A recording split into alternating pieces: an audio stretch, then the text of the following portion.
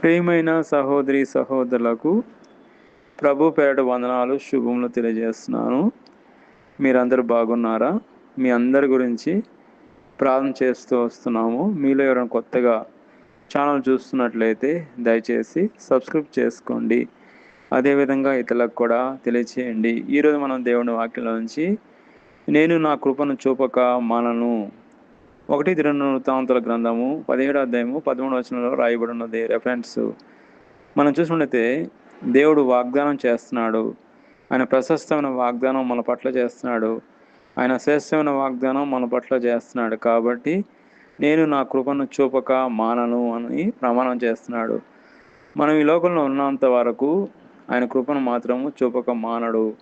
మనం ఈ లోకంలో ఉన్నాం కాబట్టి సూర్యుడైనా ఆగిపోవచ్చు, చంద్రుడైనా ఆగిపోవచ్చు, గాలైనా ఆగిపోవచ్చు, కానీ దేవుడి కృప మాత్రము ఆగదు, మానదు.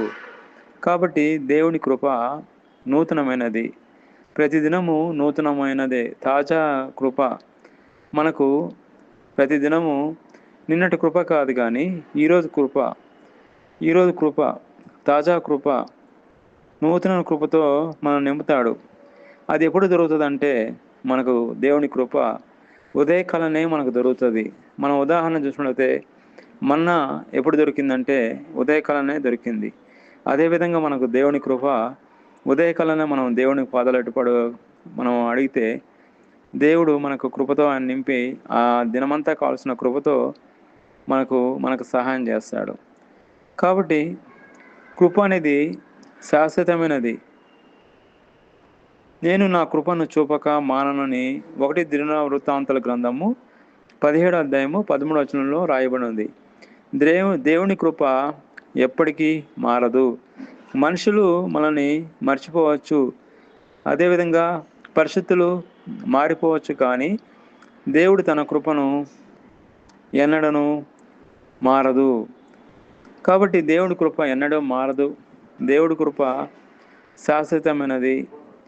అదేవిధంగా మనం చూసినట్లయితే దేవుని కృప మనము ఏ విధంగా పొందుకుంటామంటే అది ఆయన ప్రేమను బట్టే దేవుని కృపను మనం పొందుకుంటాం తప్ప ఇంకో విధంగా లేనే లేదు.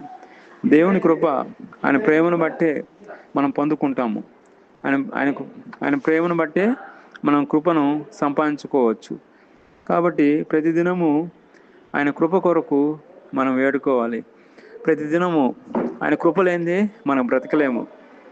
మనం చూసినట్లయితే మనకు ఎన్నో కష్టాలు, శ్రమలు, ఇబ్బందులు రావచ్చు.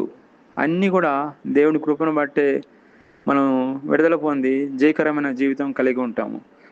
దేవుని కృప లేనిదే మనం ఈ లోకంలో బ్రతకలేము. మన జీవితంలో ప్రభు నేను నా కృపను చూపక మాననని ప్రమాణం చేస్తున్నాడు, శ్రేష్టమైన వాగ్దానం చేస్తున్నాడు. కాబట్టి ఆయన కృప మనకు కావాలి. ఆయన కృప లేనిదే మనము బ్రతకలేము. ఆయన కృపను బట్టే మనం జీవిస్తున్నాం. ఆయన కృపను బట్టే మనం చలిస్తున్నాం. ఆయన కృపను బట్టే నడుస్తున్నాం. ఆయన కృపను బట్టే మనము ప్రతిదినము నడుస్తున్నాము. కాబట్టి కృప లేనిదే మనము బ్రతకలేము. ఆయన కృప కావాలి మనకు. ఆయన కృప కావాలంటే మనం దేవుని వేడుకోవాలి. దేవుని వేడుకుంటే ఆయన కృపను మనకు అనుగ్రహిస్తాడు. దేవుడి వాక్యం దీవించిన గాక. ఆమేన్. ప్రార్థన. ప్రియమైన మా పరలోక తండ్రి యేసుక్రీస్తు ప్రభు పరిశుద్ధ నామమును బట్టి మీ సన్నిధికి వస్తున్నాం దేవా. ఈ సమయంలో మీ కృప కొరకు మేము ప్రార్థన చేస్తున్నాం. కృపను దయచేయండి, కృపను ప్రసాదించమని ప్రభువైన యేసుక్రీస్తు నామములో ప్రార్థన చేస్తున్నాం తండ్రి. ఆమేన్.